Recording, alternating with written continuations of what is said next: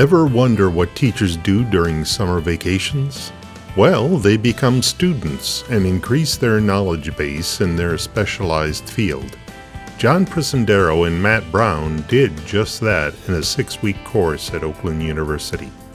The purpose of the program is to strengthen K-12 education in the science, technology, engineering, and mathematics disciplines, commonly known as STEM.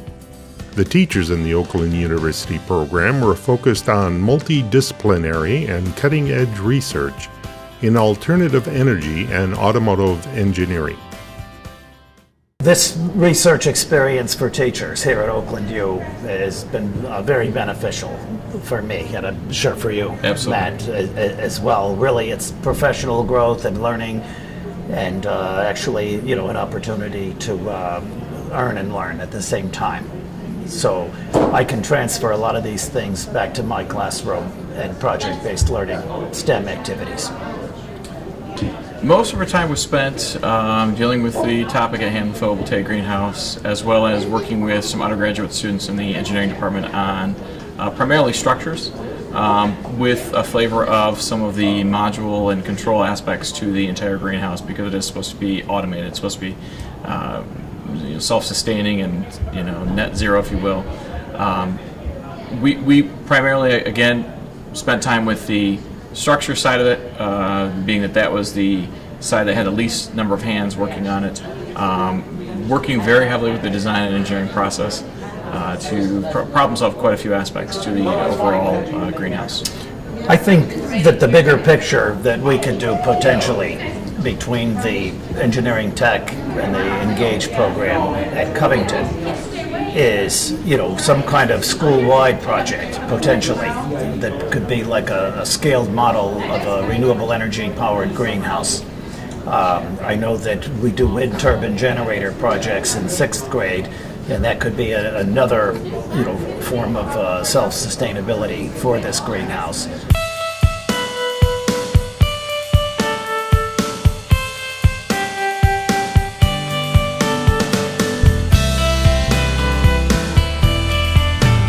Normally, teachers will purchase printers for use in their classrooms, but 2 of our engineering tech teachers, Bernie Sims and Rosa Everett, did something completely different. They purchased and learned how to build 3D printers that will be used in their classrooms. We decided to build these 3D printers this summer so we could really learn the ins and outs of how a 3D printer works, from its very basic level, and we do have others that need to be built. So for Bernie and I to start building them, we'll actually be able to help students move forward and build their own this school year. For the engineering foundation students, it'll give them an opportunity to design, prototype, and then build anything that comes to their mind without having to go and use a machine, for example, to start with. It has also the nice thing about this printer is it has a variety. We can print a variety of materials. A lot of the the less expensive 3D printers are limited to one basic material, and for some of our applications, we wanted to be able to print a higher temperature, higher strength material. And so we're really excited to see how this helps our kids do better with parts they're designing, with things they're creating. It's just a way to let kids use the design process and do more. And with this particular 3D printer, it allows for a little bit more versatile, designs. The kids don't have to just design rectangular, square objects. They can have really cool curves, some dimension that were not able to be done in our past 3D printers. There's a whole range of printing technologies in the 3D additive printing world, and so they range from any price from $500 to $50,000, and it has to do with accuracy, reliability, and so we try to stay at the level where it's somewhat affordable but also somewhat reliable. And so by building these, we know the ins and outs of these printers, and so if something breaks, we can build it. And really that's what we're trying to instill in our kids as well, that ability to problem solve, to troubleshoot, and to be able to solve problems. One of the printers that we purchased this summer will actually be over at Groves. It's called the Form Labs. And what that actually allows us to do is print in rubber type material. So the material is a little bit more flexible than what we're going to see with the PLA and the ABS plastics. When students have that opportunity, it can lead them into careers such as biomedicine, which will be one of the lessons that they'll be doing this year. That's interesting too, because everybody thinks when you take engineering classes, you have to be an engineer and work at a motor company, or you have to build parts for an automotive company. And really, engineering and the design process is so vast, from biomedical to renewable energy To art. It's the design process is not exclusive to engineers, but being able to problem solve and troubleshoot, it's great for everybody. Yep.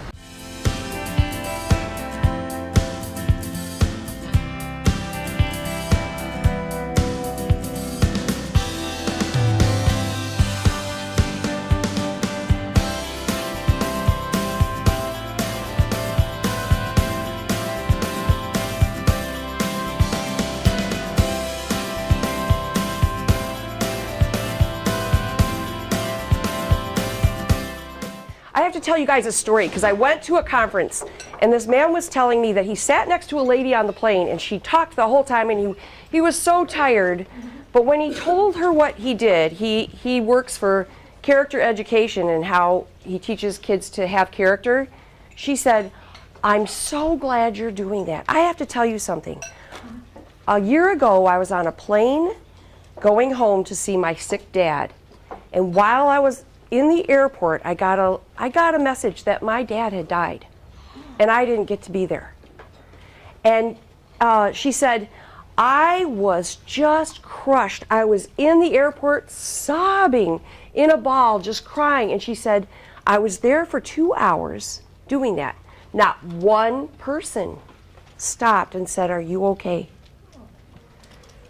What a difference somebody would have made in her life if they would have walked by and said, "Are you okay?" Right?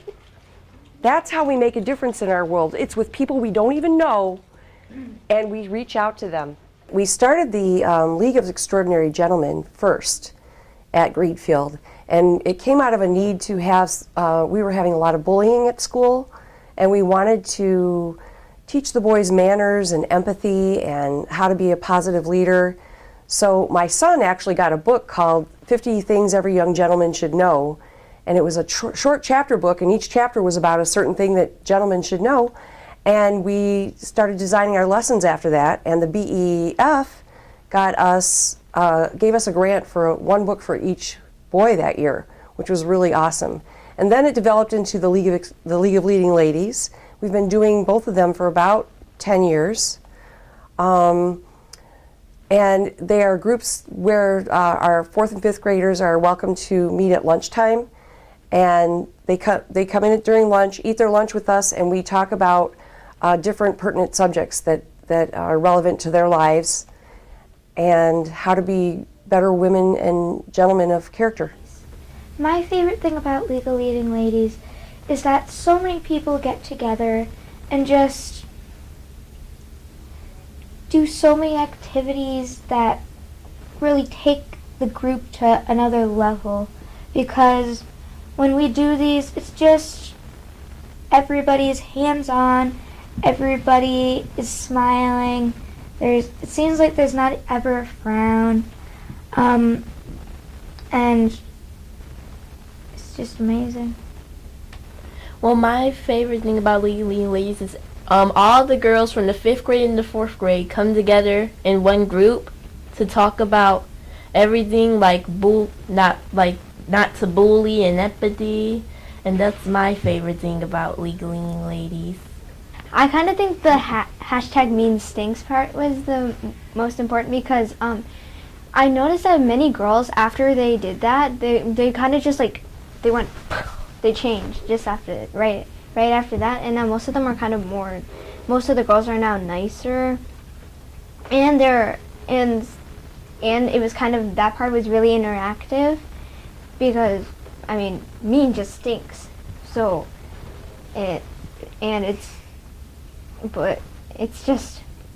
there's not even words to say how amazing it is. There's no words. My favorite lesson, I think, is bullying, because most kids actually have bullying happening to them. Like I know I did when I was younger. And so it just changed me, that to see every single girl take like a part of their day out just to go talk about bullying, and then I just, because it's a really bad issue, and in Leading Ladies we just try to change the world by trying to change bullying, and I just thought that was awesome. We often have a senior breakfast for the senior students in the spring, and they come back and tell me how much they learned during the League of Extraordinary Gentlemen and the League of Leading Ladies about how to be empathetic, how to be caring, and even about table manners and how that has saved them when they've gone out to dinner with each other or gone to prom or gone to homecoming. So we've had really great memories from that, and it's just been really special.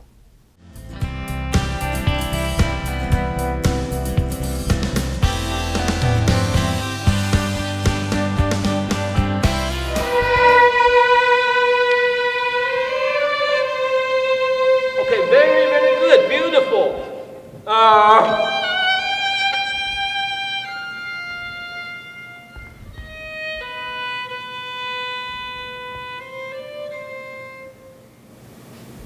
Beautifully played. Any comments of what I did? You kind of just like gave up at the end. I think I give up not at the end. I give up way too early. Absolutely. Yeah. So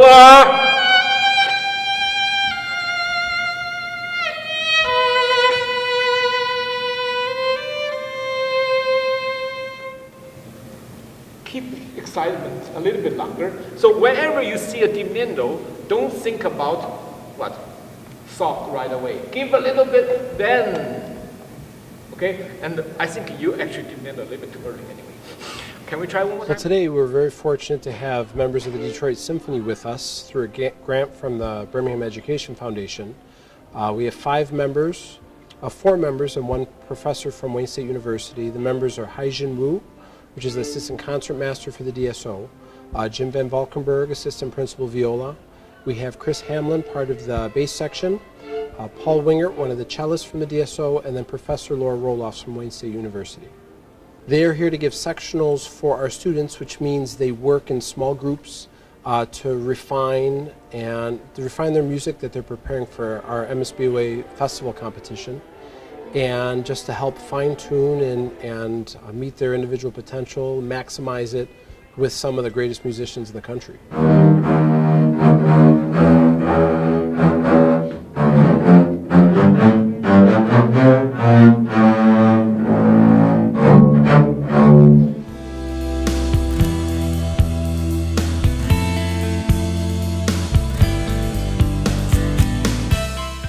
2018 is a year to celebrate the 25th anniversary of the Birmingham Education Foundation.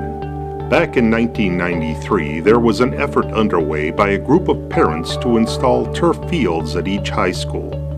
Working together with Superintendent John Hoffler, the BEF was born and the goal was reached. Now, 25 years later, over $1 million has been given back to the Birmingham schools. Many grants are awarded each year to support teachers in the classrooms throughout the district. Happy 25th anniversary to the Birmingham Education Foundation.